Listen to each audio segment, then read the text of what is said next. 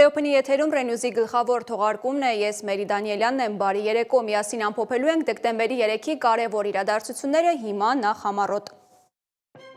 Պետական բյուջեն տակառ է, որի մեջ ջուր ենք լցնում տարբեր գույնի դույլերով, Փաշինյանի պատկերավոր մտքերը խորհրդարանում։ Ովքեր եւ ինչու չեն լինի քաղաքացիական պայմանագրի նախընտրական ցուցակում, ՔՊ-ն վարվելակարգի կանոնագիրք է մշակել։ Դատախազությունը երկրորդ հայցն է ներկայացրել Երևանի նախկին քաղաքապետ Գագիկ Բեգլարյանին, առաջինով պահանջում է 31, երկրորդով եւս 8 անշարժ գույք։ Բաքվի հեռուստաալիքի հարցազրույցը Ռիոփնի ադրբեջանական ծառայության մեկնաբանի հետ, ինչու է Արցախի անունը տալը խոչընդոտում խաղաղությանը։ Ամերիկացի բանագնացներին Պուտինը սպասեցրել է 3 ժամ, ապա 5 ժամ բանակցել նրանց հետ։ Ռուս-ամերիկյան դիվանագիտական շփումների արչամկան օրը։ Եվրոպական կառույցի հարցման արդյունքով թուրքական հասարակության ընկալմամբ Թուրքիայի թշնամիների ցանկը գլխավորում է Հայաստանը։ Եվ նոր թեժ գիծ, Հայաստանում այսուհետև կգործի հուզական աջակցության ծառայություն։ Ֆինանսների նախարարը ազգային ժողովում ներկայացրել է 2026-ի պետական բյուջեի վերանայված նախագիծը հայտարարելով եկամուտների եւ ծախսերի կրճատման մասին։ Ըստ նոր նախագծի ծախսերը կկազմեն 3 տրիլիոն 627 միլիարդ դրամ, որից 704 միլիարդը կապիտալ, իսկ եկամուտները կանխատեսվում են 3 տրիլիոն 91 միլիարդ դրամի չափով։ Վերանայումը հիմնականում պայմանավորված է փոխարժեքի վերագնահատմամբ։ Չնայած ընդհանուր կրճատումներին վարչապետի աշխատակազմի ֆինանսավորումն ավելացել է 157,3 միլիոն դրամով։ Ամփոփիչ ելույթում Նիկոլ Փաշինյանը հայտարարել է, որ երկիրը դուրս է եկել բնականոն տնտեսական զարգացման ուղեծիր։ Փաշինյանի պարզաբանմամբ գործադիրը 6-ից 7% տնտեսական աճը պետք է որդեգրի որպես նպատակ, որովհետև նրա խոսքով կարող է պարզվել, որ 10-ից 12% տնտեսական աճը գնաճային եւ այլ խնդիրներ ու ռիսկեր է առաջացնում։ Աննա Հարությունյանն է հետևել բյուջե 2026-ի այսօրվա քննարկումներին։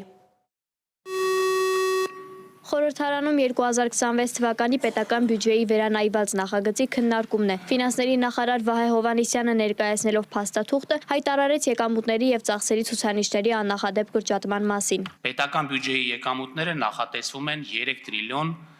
91 միլիարդ դրամ, որը նախնական տարբերակի համեմատ նվազել է 0,2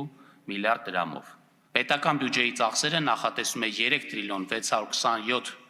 միլիարդ դրամ, որից ընթացիկ ծախսերը 2 տրիլիոն 923 միլիարդ դրամ, իսկ կապիտալ ծախսերը 704 միլիարդ դրամ։ Նախարարը բացատրեց, որ փոփոխությունները հիմնականում պայմանավորված են փոխարժեքի վերագնահատմամբ։ Չնայած ընդհանուր կրճատումներին, ուշագրավ է, որ վարչապետի աշխատակազմի ֆինանսավորումն ավելացվել է 157,3 միլիոն դրամով, ինչը հիմնավորվեց 2027 թվականի ֆրանկոֆոնիայի խաղերի նախապատրաստական աշխատանքներով։ Մակրոտնտեսական ցուցանիշները չբավարարեցին ընդդիմադիր պատգամավորներին։ Նրանք բարձրացրին կոնկրետ համայնքային եւ ոլորտային խնդիրներ, կասկածի տակ դնելով բյուջեի բաշխման առաջնահերթություններում գործադիրի ողջամտությունը։ Դուք միշտ ասում եք, որ մենք ֆինանսական խնդիրներ չունենք եւ դա բավարարում է, սակայն երբ որ խոսքը գնում է կրոնական նշանակություն ունեցող կառույցների պահպանմանը, միշտ ֆինանսական խնդիրներ ենք ունենում։ Եվ երկրորդ առաջարկի վերաբերյալ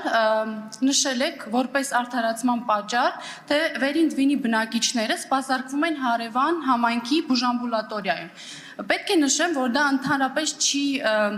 դա իրականություն չի։ Պատգամավոր Սերգեյ Բագրատյանը կասկած հայտնեց 704 միլիարդ դրամ կապիտալ ծախսերի հավակնոտ ծրագիրն իրականացնելու կառավարության կարողությունների վերաբերյալ, հիշեցնելով նախորդ տարիների թերակատարումները։ Ունենք այն կարողությունները, որ մենք շինարարության ամբողջ ծավալը կարողանանք, ասենք 2026 թվականին իրացնել, որովհետև հաճախ շինարարների ոչ բավարար կարողությունների արդյունքում մեր կապիտալ ծախսերը թերակատարվում են։ Մեր շինարարական ընկերությունների կարողություններն են էականորեն մեծացել, այդ թվում նաև կառավարության կողմից իրականացված աջակցության ծրագրերի միջոցով եւ դրա վկայությունը նաև, որ այս պահին 100-ից ավել դպրոցներ գտնվում են ընթացիկ շինարարության մեջ։ Եզրափակիչ ելույթով հանդես եկած վարչապետ Փաշինյանը պաշտպանեց կառավարության տնտեսական ձեռքբերումները, ընդգծելով 2017 թվականից ի վեր հարկային եկամուտների աննախադեպ աճը։ Այս տարվա մեր բյուջեի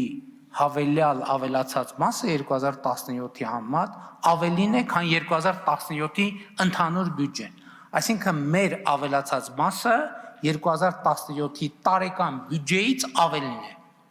Եվ ինչ եմ 17 թվականի հետ համատում, որովհետև 2018 թվականի երկրորդ կեսին բյուջետային տրամաբանությունը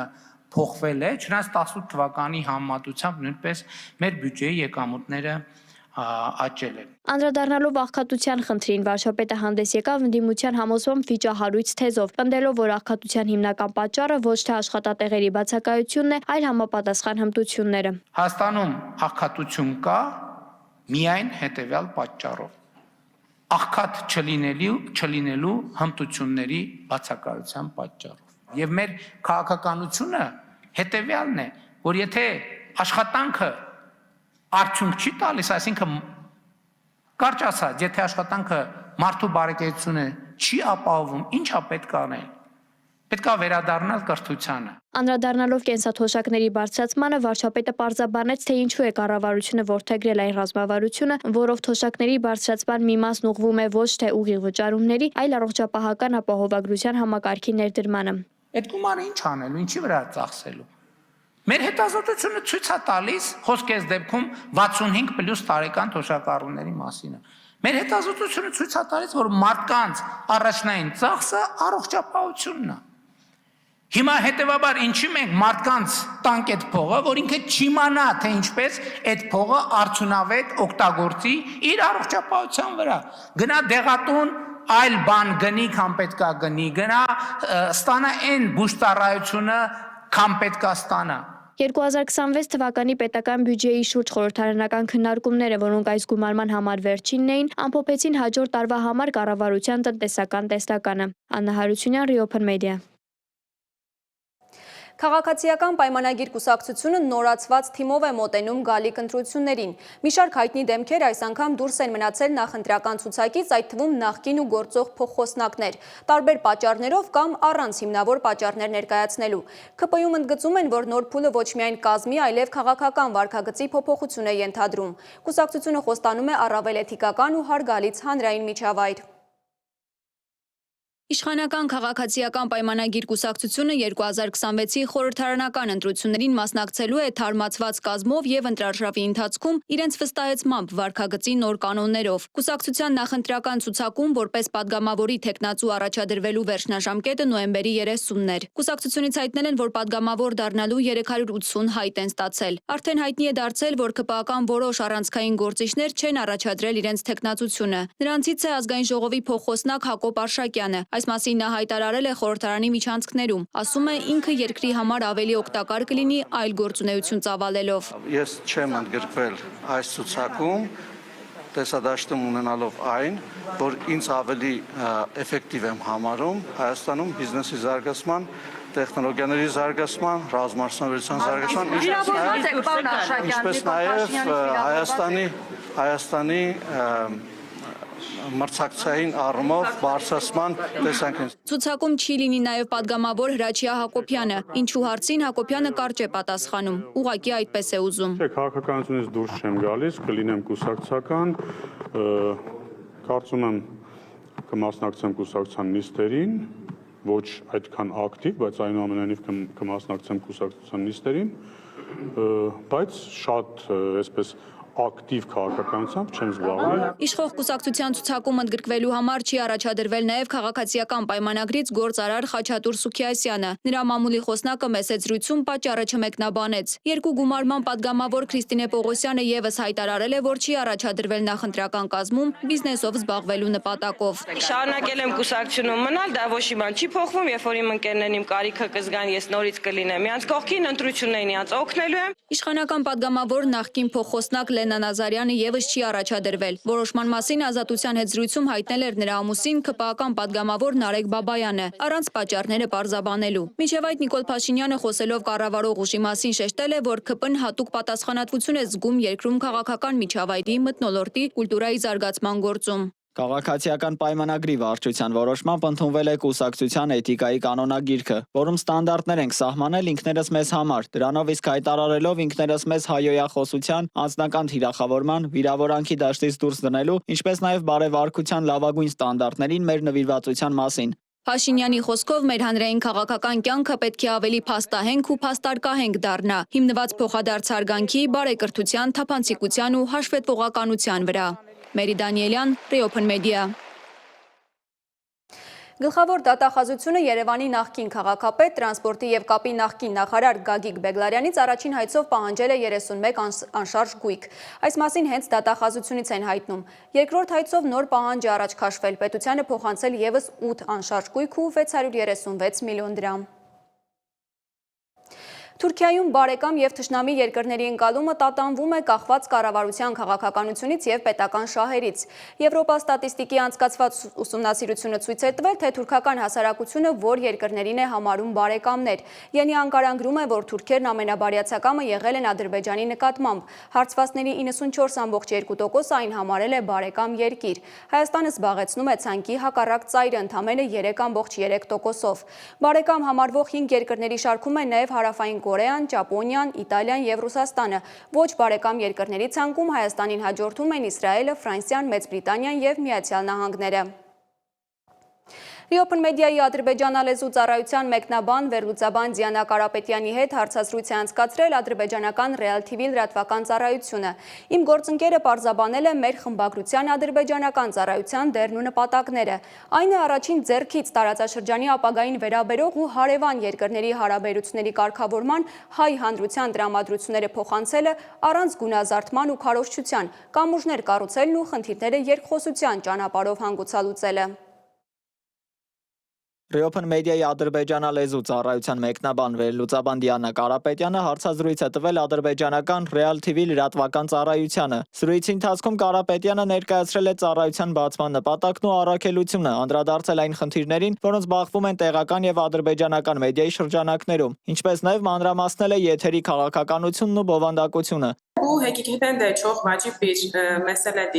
Ադրբեջանայինով հեռարձակում սկսելու մեր որոշումը ոչ թե տեխնիկական, այլ խորը ռազմավարական մտածողության արդյունք էր։ Մենք վերլուծեցինք տարածաշրջանի տեղեկատվական հոսքեր եւ հասկացանք, որ երկու ժողովուրդների միջև ուղիղ հաղորդակցության ալիքի բացակայությունը կարգավորման գործընթացի համար խոչընդոտ է։ Տեսանք, որ Հայաստանում ադրբեջանական հասարակության համար պլանավորված բովանդակություն չկա եւ որոշեցինք լրացնել այս բացը, հավատալով, որ հենց մայրենի լեզվով տեղեկատվությունն է նվազեցնում էմոցիաները եւ ձևավորում ավելի ճշգրիտ պատկերացում այս դեպքում Հայաստանի մասին։ Ադրբեջանական լրատվականի մեկնաբան Վաֆա Համզայևայի այն հարցին, թե արդյոք իրենց ռեպորտաժները ազդում են ադրբեջանական հասարակության վրա, Դիանա Կարապետյանը պատասխանել է. Իհարկե, որոշ թեմաների շուրջ, օրինակ մարդասիրական հարցերը, տարածաշրջանային տնտեսական կապերը եւ այլն, այս թեմաներով հրապարակված մեր նյութերն իսկապես ընկալելի են եղել ադրբեջանական հանրության կողմից։ Սակայն իրատեսական չէ բոլոր թեմաներում նույն արդյունքը ակնկալել։ Կան հարցեր, որոնց շուրջ նույնիսկ երկու երկրների ղեկավարները դեռ համաձայնության չեն եկել եւ դա բացարձակապես նորմալ է։ Հակամարտությունը ունի խորը արմատներ եւ մենք որպես մեդիա չենք կարող միանգամից փոխել այդ բոլոր կարծիքները։ Կոնկրետ որ թեմաների մասին է խոսքը։ Օրինակ Արցախի հարցը եւ այլն։ Արցախի թե Ղարաբաղի, որովհետև Հայաստանի կառավարությունը արդեն պաշտոնապես ճանաչել է Ղարաբաղը Ադրբեջանի տարածք։ Մեզ համար Արցախի, մյուսների համար Ղարաբաղի։ Տեսեք, դուք ասում եք Արցախ, մենք ինչպես կարող ենք խոսել խաղաղության գնալու մասին։ Հայաստանի վարչապետը Ղարաբաղը ճանաչել է Ադրբեջանի մաս, այսինքն սա Հայաստանի պետական դիրքորոշումն է։ Իմ կարծիքով իրական երկխոսությանը խոչընդոտող գործոններից պատմական հիշողությունն է, երկու հասարակություններն էլ թե ադրբեջանական, թե հայկական դեռ չեն կարողանում հաշտվել հակամարտության ստեղծած այս ծանր պատմական բեռի հետ։ Եվ սա ուղղակիորեն ազդում է նաև լրագրողների աշխատանքի վրա։ Բացի այդ, լրագրողը կամ մեկնաբանը երբեմն կարող է լիովին համաձայն չլինել պետական մակարդակով վարվող քաղաքականության հետ։ Հարցազրույցի ավարտին Վաֆա Համզայևան շնորհակալություն է հայտնել զրույցի համար եւ հույս հայտնել, որ կկառուցվի խաղաղություն եւ նմանատիպ փորձերը կլինեն շարունակական։ Azərbaycan dilində fəaliyyət göstərən Շնորհակալ եմ մեզ հետ կապի դուրս գալու եւ մեր հարցերին պատասխանելու համար։ Թող տարածաշրջանում խաղաղություն լինի եւ լուրերը կառուցված լինեն խաղաղության վրա։ Երկու կողմերն էլ հայտարարում են, որ ձգտում են խաղաղության, սակայն մինչ օրս ադրբեջանական կողմը շարունակում է միակողմանի պայմաններ առաջադրել։ Որքանով է այս պայմաններում խաղաղությունն իրատեսական, դժվար է ասել։ Ամենայն հայոց կաթողիկոս Գարեգին II հայրապետական մեկօրյա այցով մեկնել է Շվեյցարիա։ Այնուհետև նորին Սուրբ Օծությունը երկօրյա այցով կլինի Մարսելում։ Վեհափար հայրապետին ուղեկցում են մի խումբ բարձրաստիճան հոգևորականներ։ Հիշեցնեմ, Մայրաթորը դեկտեմբերի 10-ից 12-ը հրավիրել է եպիսկոպոսատ ժողով քննության առնելու Հայաստանի այս առաքելական Սուրբ եկեղեցու շուրջ վերջին զարգացումները եւ ներեկեղեցական կյանքին առնչվող հարցեր։ Իսկ մինչև այդ վեհափառի հայրապետական տնօրինությամբ կարգալույծ է հռչակվել Թալինի հոգևոր հովիվ Թադե Քահանա Թախմազյանը։ Որոշման համար հիմք է ծառայել Արագածոտնի թեմի վարչական խորհրդի զեկուցագիրը եւ Մայրաթորի պարգևների շնորհման եւ կարգապահական հարցերի հանձնախմբի եզրակացությունը։ Ըստ այդմ Տեր Թադեն վարկաբեկել է հայ եկեղեցին եւ եկեղեցականներին, իրականացրել է հակաեկեղեցական գործողություններ, եկեղեցական իշխանության նկատմամբ դրսևորել է անհնազանդություն։ Կարգալույծ քահանան դասվել է աշխարհականների շարքը Արամայիս Թախմազյան ավազանի անունով։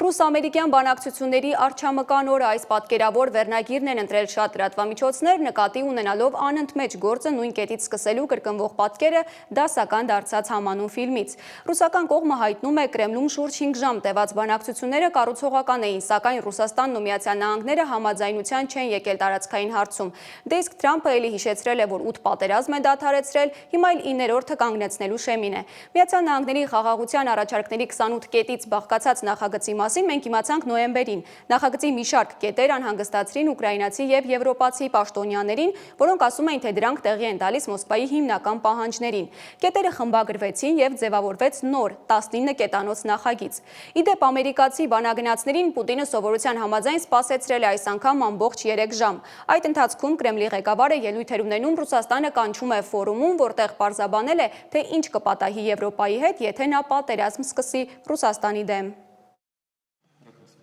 Նախագահ Վլադիմիր Պուտինը եւ Դոնալդ Թրամփի գլխավոր բանագնաց Սթիվ Ուիթքոֆն ու փեսա Ջարեդ Քուշները Կրեմլում հանդիպել են 5 ժամ բանակցել, բայց վերջնական արդյունքի չեն հասել։ Բանակցությունները Կրեմլում սկսվել են Կարմիր հրապարակով Խորհրդային Միության հիմնադիր Վլադիմիր Լենինի դամբարանի մոտով դեպի Կրեմլի աշտարակները ամերիկացի բանագնացների զբոսանքից հետո։ Беседа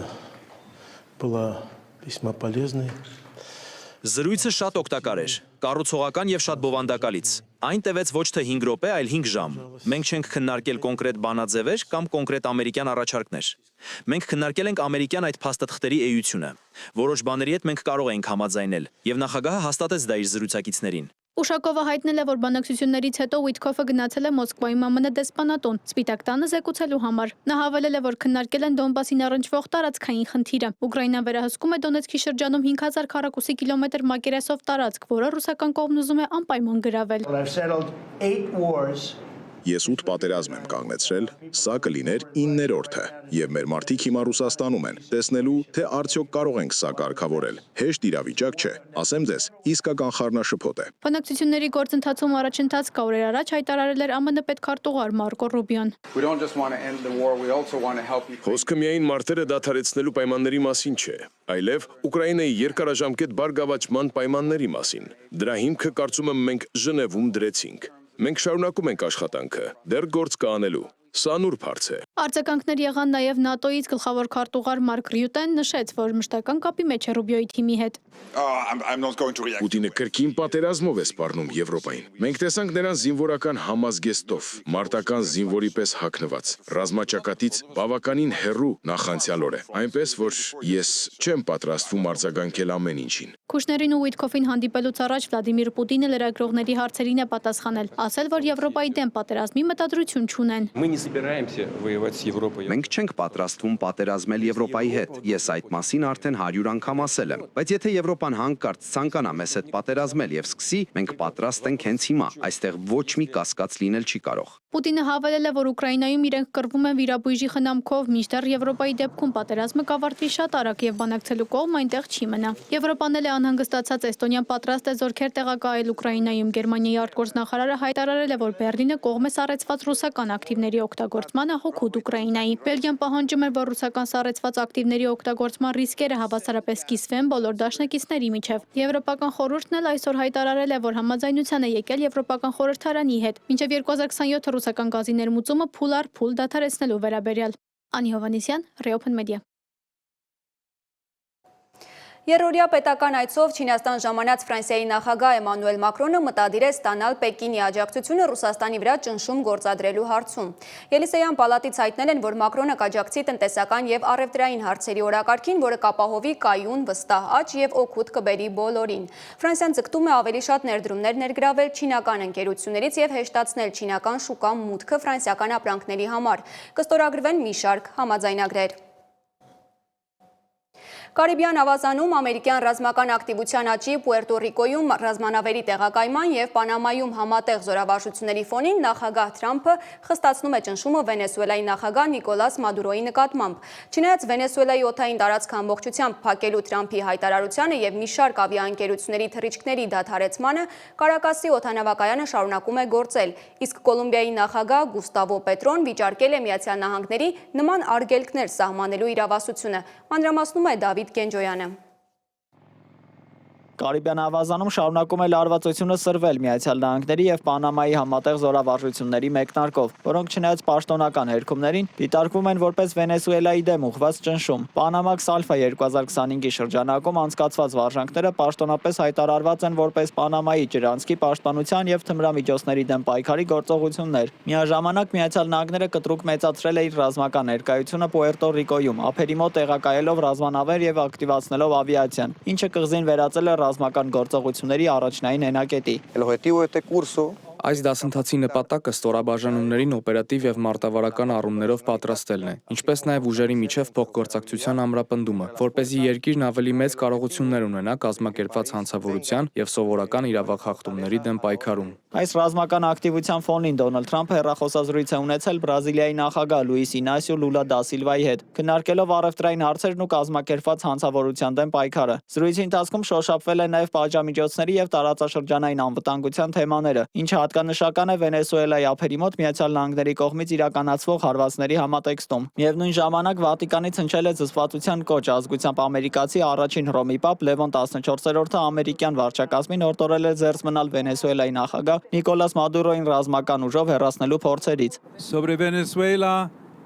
Ինչ վերաբերվում է Վենեսուելային, ապա տեղի եպիսկոպոսած դասի եւ Վատիկանի դեսպանի հետ միասին մենք ուղիներ ենք փնտրում իրավիճակը հանդարտացնելու համար, հիմնականում հանուն ժողովրդի բարօրության, քանի որ շատ հաճախ նման իրավիճակներում տուժում է ժողովուրդը, ոչ թե իշխանությունը։ Վաշինգտոնը որդեգրել է առավել կոշտ դիրքորոշում Պենտագոնի մակարդակով աջակցություն հայտնելով թմրամիջոցների դեմ պայքարի շրջանակում իրականացվող ռազմական հարվածներին, որոնք արդեն հանգեցրել են մեծ թվով զոհերի։ Սպիտակ տունն արդարացնում է այդ գործողությունները որպես պայքար նարկոահաբեկիչների դեմ, մինչդեռ միջազգային կառույցները մտահոգություն են հայտնում մարդու իրավունքների հնարավոր խախտումների կապակցությամբ։